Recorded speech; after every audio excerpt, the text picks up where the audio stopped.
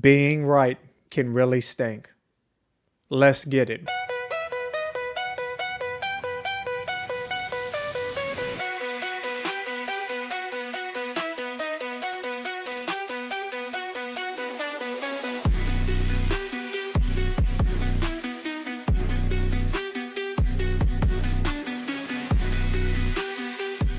Welcome to the Cayman's Island podcast, where we talk all things San Francisco 49ers. I'm your host, David Cayman.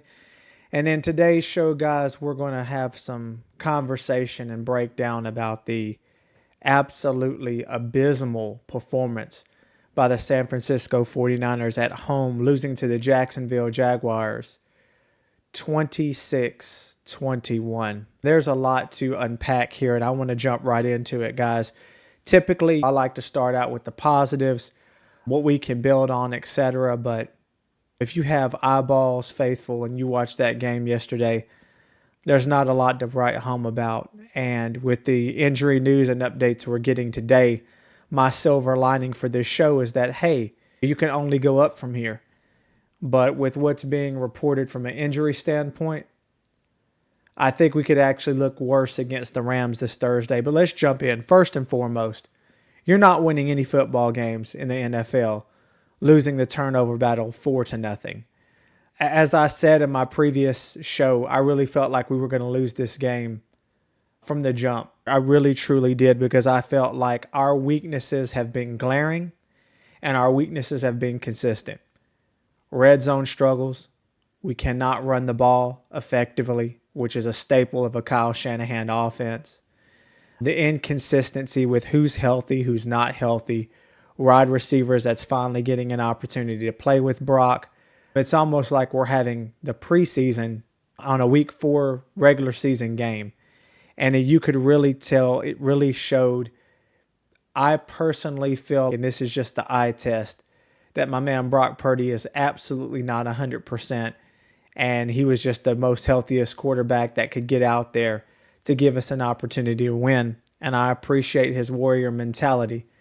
However, there's a lot going on that has to be fixed. So let's talk about how the game started out. Game starts out and we have a very nice long drive to kick things off. 14 plays, 57 yards, time of possession 6 minutes, 27 seconds. And I could smell that field goal coming from a mile away. It seems like for whatever reason, every single time we have an opportunity to get into the red zone, as soon as we get there, the first play always results in either no gain at all or negative yardage. It's almost like we should just start at second down when we get into the red zone. We just absolutely struggle for whatever getting the ball into the end zone. And I think a lot of this has to do with just how our O-line is played. I love some Trent Williams, man, but he's definitely showing signs of his age and possibly taking a step back in the wrong direction. And anytime we made one of these 4 turnovers, the very next play, it seemed like we just absolutely got crushed. When Luke Farrell fumbled, the very next play, Travis Etienne took a very long run to the house. And that was just really a momentum crusher. That was their first score to go up 7-3. And really the rest is history, guys. Every time we would make a positive play, we would turn around and do something negative.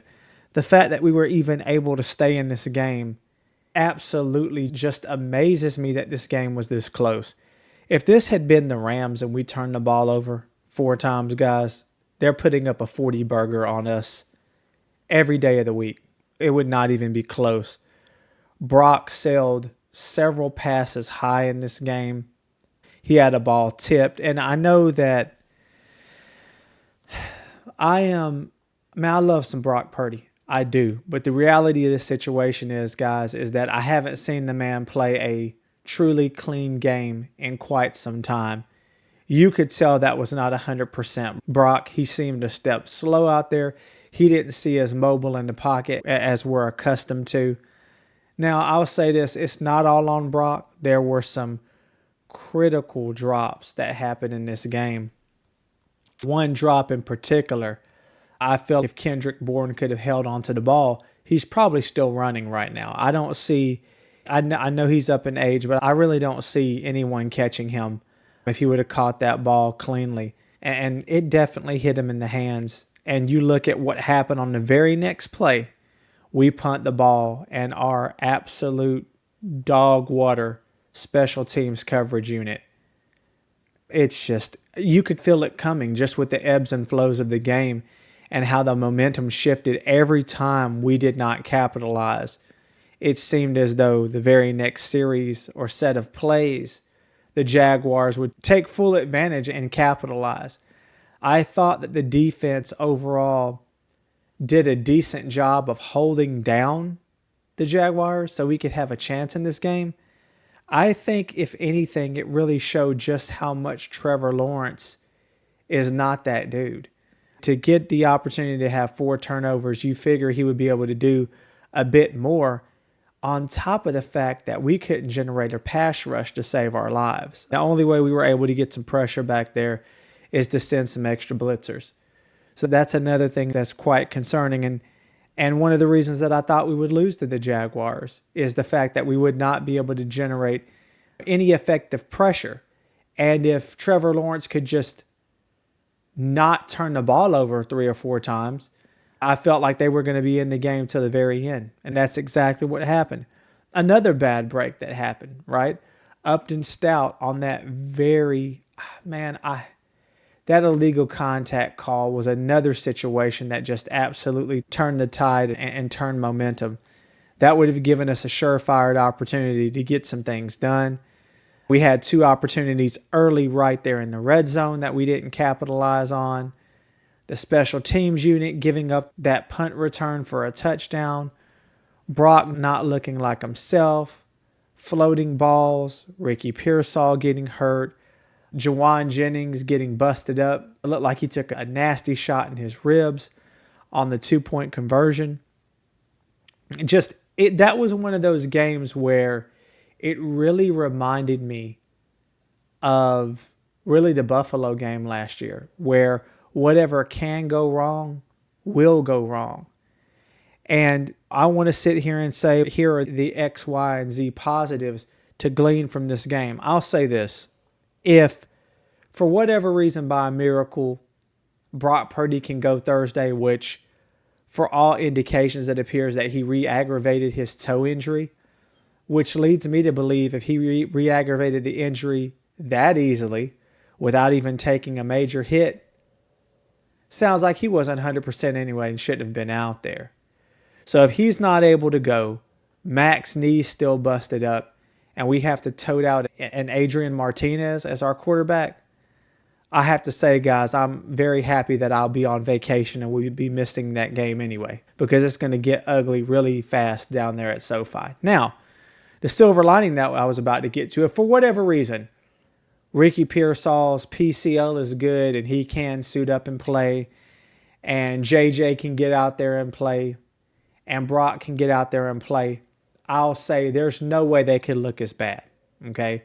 You're talking about, with everything that transpired in the game, we were able to grit it out, tough it out, make critical stops on the Jaguars via our defense, and gave us the opportunity. I believe we were a little over midfield with an opportunity to drive down, chew clock, and still pull out a win in this game. That speaks volumes to me as to the character of this team, just from our core being a chiseled group of veterans. But, man, that Eric Armstead stripping the ball off of Brock, man, is just completely telling as to how that game went. Again, what could go wrong did go wrong in the game. And I would say the only bright spot is if we can get, maybe Mac Jones is good enough to play, even if Brock can't play, and perhaps Ricky can go, and we can at least look somewhat competent out there against the Rams. But the bottom line is, guys, and I think we would all agree to this, if you can't pressure Matt Stafford and you leave him back there with time, he's going to definitely carve you up. And based on what I'm seeing, we're not able to generate a pass rush. So I don't have any good feelings about this game whatsoever. And I want to be clear, this is the NFL. Anything can absolutely happen. I don't think that anybody saw Jackson Dart and the Giants beating the Chargers. That happened. There were a lot of folks that felt like there were no opportunities for the Kansas City Chiefs to beat Baltimore, that this was going to be the surefire decline of the Chiefs, that the Ravens were going to start those will the Chiefs even make the playoffs conversation. This is the NFL. Anything can happen. Injuries can happen.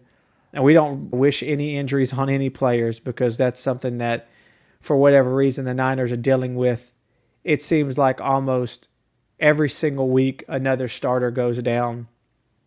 And I don't know if at this point in time we just say, you know what, this Rams game is a loss.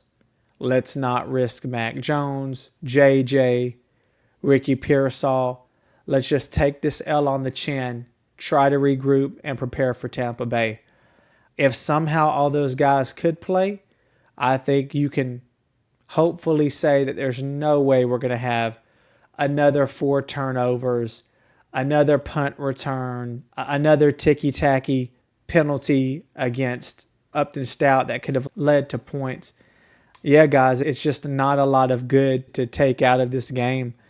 My biggest concern, my most major concern right now that I have is the remainder of the season. If you look at how things are with the injuries that we have, we could definitely be staring a 3-3 start to this season in the face. And maybe it's about time that we do a serious look in the mirror and recognize that what we have here, faithful, is a flawed football team. We have issues with running the ball, issues in the red zone, issues with injuries, issues in the O-line. And this might actually be our identity. Now, I want to sit here and say, hey, once upon a time, we get a Brandon Ayuk back, a Malik Mustafa, when we get back a George Kittle, when we get back a healthy Ben Barch, guys, that could be another 8 weeks.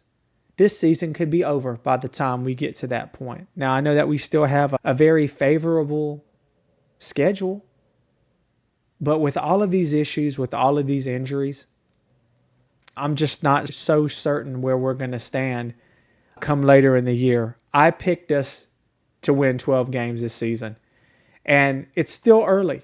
It's absolutely still early. We can turn this thing around. Brock could play Thursday, return to form. There's a lot of ifs and a lot of possibilities.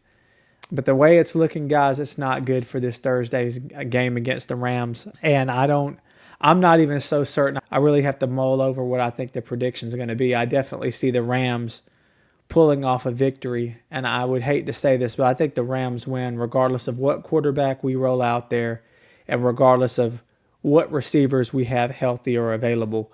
I think at this phase in the season, the Rams are more proven. They have more depth. They're healthier. They're just all in all a better team than us right now as it stands. Tell me what you guys think in the comments. Do you think there's anything that perhaps we can do to right this ship and turn things around? Are you guys just as concerned about Brock Purdy as I am? I would like to see Brock just give me a clean game, man. Give me a couple of touchdowns, no turnovers. Even if we lose the game against the Rams, if you can just get out there and play some competent football and be able to not sell that ball over your receivers, that would make me feel a whole lot better. Really was proud of how the defense kept us in the game, but the not being able to generate a pass rush or get a turnover is something that's quite alarming. As always, guys, if you liked the show today, please remember to like and subscribe. And as always, remember to take care and be blessed.